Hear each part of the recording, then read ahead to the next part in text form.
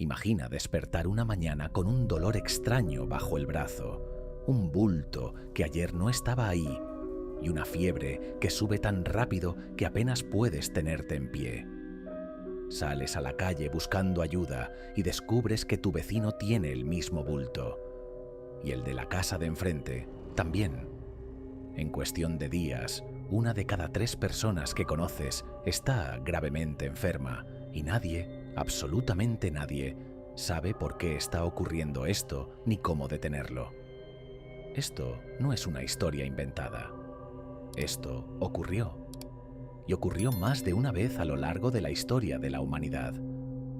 A lo largo de la historia de la humanidad, un puñado de enfermedades invisibles ha hecho lo que ningún ejército, ninguna guerra y ningún imperio pudo hacer jamás: borrar de un plumazo a una parte significativa de la población mundial.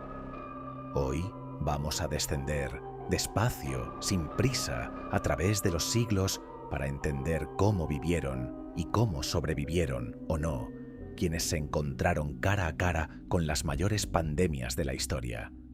Y sobre todo, vamos a detenernos en un fenómeno curioso, casi olvidado, que se repite una y otra vez cuando el miedo se instala en una sociedad: la locura del encierro. Empecemos por el episodio que ha quedado grabado en la memoria colectiva como sinónimo absoluto de catástrofe: la peste negra del siglo XIV. Todo comenzó, según la mayoría de los relatos, en las estepas de Asia Central y viajó hacia Occidente a través de la ruta de la seda, esa misma vía que durante siglos había transportado sedas, especias y conocimiento, y que ahora transportaba, sin que nadie lo supiera, una amenaza invisible. En 1347, un grupo de barcos genoveses llegó al puerto siciliano de Mesina procedente del Mar Negro. Cuando atracaron, la mayoría de la tripulación agonizaba, con el cuerpo cubierto de bultos negros y supurantes, los famosos bubones que darían nombre a la enfermedad. Las autoridades sicilianas, aterrorizadas, ordenaron que los barcos abandonaran el puerto de inmediato. Pero ya era tarde. La enfermedad había puesto un pie en Europa y en apenas 4 años se extendería por todo el continente, desde el Mediterráneo hasta Escandinavia, desde Portugal hasta Rusia. Las cifras siguen siendo, hoy en día, difíciles de asumir. Se estima que la peste negra afectó a entre 1/3 y la mitad de toda la población europea de la época. Ciudades enteras quedaron prácticamente vacías. Pueblos completos desaparecieron del mapa porque no quedó nadie para mantenerlos en pie. En algunas zonas de Inglaterra se dice que se podía caminar durante kilómetros sin cruzarse con un alma. Los campos de cultivo quedaron sin nadie que los trabajara, y el ganado vagaba libre por caminos y aldeas abandonadas. Y fue precisamente en este contexto, en las ciudades italianas del norte, donde nació una de las medidas de salud pública más antiguas que todavía usamos hoy en día: la cuarentena. La palabra viene del italiano 40 giorni, 40 días, el periodo que las autoridades del puerto de Ragusa exigían a los barcos y sus tripulaciones antes de permitirles desembarcar. 40 días anclados frente a la costa, sin poder tocar tierra, observando cómo la ciudad seguía su vida al otro lado del agua, mientras ellos esperaban para saber si estaban sanos.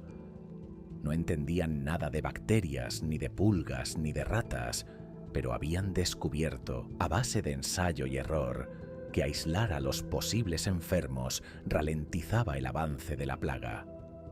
Sin embargo, la cuarentena en las ciudades no siempre fue tan ordenada ni tan racional como en los puertos. Cuando la peste llegaba a una ciudad, el pánico se apoderaba de sus calles con una rapidez asombrosa. En Florencia, el escritor Giovanni Boccaccio describió cómo los vecinos se encerraban en sus casas con la esperanza de que las paredes los protegieran de un aire que, según creían entonces, estaba envenenado. Tapiaban ventanas, sellaban puertas, quemaban hierbas aromáticas día y noche pensando que el buen olor ahuyentaba el mal, y evitaban a toda costa el contacto con cualquier persona, incluidos, en los casos más extremos, sus propios familiares. Padres que se alejaban de hijos enfermos, hermanos que dejaban de hablarse a través de una pared. Ciudades enteras donde el simple hecho de toser en la calle podía convertirte de la noche a la mañana en alguien al que todos evitaban o incluso expulsaban de su propio barrio. En algunas ciudades, el encierro forzoso llegó a extremos que hoy nos resultan casi imposibles de imaginar. En Milán, las autoridades ordenaron sellar con ladrillos las puertas de las casas donde se había detectado algún enfermo, dejando dentro a toda la familia, estuviera sana o no. El terror hacía que la gente perdiera cualquier noción de piedad. Se decía que algunos vecinos denunciaban falsamente a sus enemigos como enfermos solo para conseguir que sellaran sus casas y quedarse con sus propiedades. El miedo, cuando se prolonga en el tiempo, no solo debilita el cuerpo, cambia también la manera en la que los seres humanos se tratan entre sí. Y como suele ocurrir cuando la razón no tiene respuestas, la superstición ocupó su lugar. Muchos culparon a comunidades enteras de haber envenenado los pozos de agua, desatando oleadas de violencia y persecución en ciudades de toda Europa por acusaciones completamente falsas. Otros culparon a los gatos, considerados animales asociados a la brujería, y llegaron a exterminarlos en masa, lo cual, sin saberlo, empeoró la situación. Menos gatos significaba más ratas, y más ratas significaban más pulgas portadoras de la enfermedad. Surgieron también los flagelantes, grupos que recorrían pueblos y ciudades azotándose la espalda en público, convencidos de que la plaga era un castigo divino y que solo el sufrimiento físico podría aplacar la ira de Dios. Los médicos de la peste, esa figura que hoy reconocemos al instante por su máscara con forma de pico de pájaro, surgieron precisamente en este periodo de desesperación. La máscara se rellenaba con hierbas aromáticas, flores secas y especias, porque se pensaba que la enfermedad se transmitía a través de los llamados miasmas, un aire corrompido y maloliente. Los médicos vestían de la cabeza a los pies con túnicas de cuero encerado, guantes y un bastón largo con el que examinaban a los pacientes sin necesidad de tocarlos.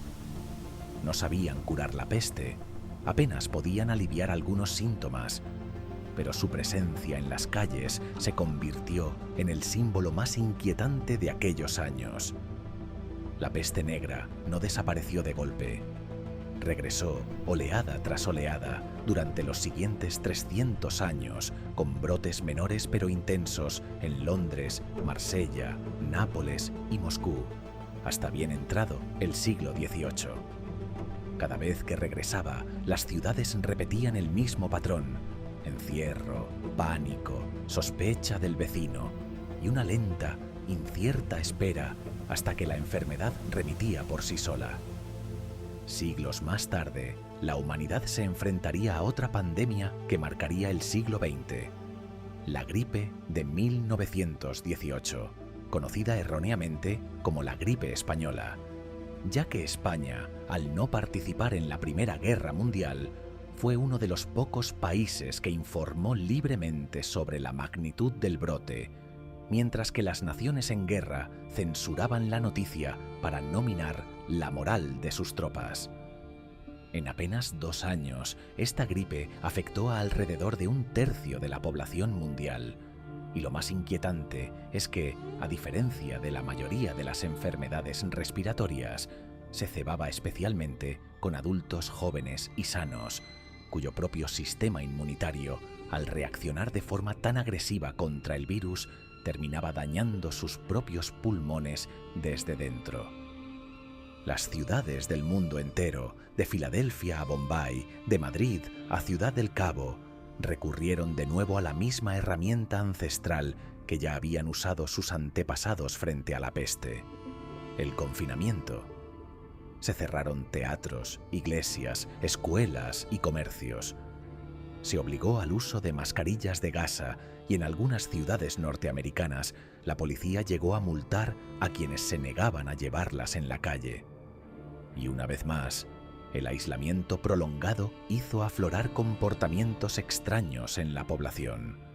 Desde quienes organizaban reuniones clandestinas desafiando las prohibiciones, hasta charlatanes que vendían remedios milagrosos, pasando por rumores absurdos sobre el origen del virus que circulaban de boca en boca con la misma velocidad que la propia enfermedad. Hoy, mientras nuestro mundo ha aprendido a rastrear virus en cuestión de días y a desarrollar vacunas en meses en lugar de décadas, conviene recordar que no hace tanto tiempo un simple bulto bajo la piel podía cambiarlo todo, y que ciudades enteras vivieron encerradas, a oscuras, esperando, simplemente, que amaneciera un día mejor. ¿Y tú, conocías hasta qué punto la historia de la humanidad ha estado marcada por estas plagas invisibles? Si te ha gustado el vídeo, deja tu like y suscríbete para no perderte el próximo video.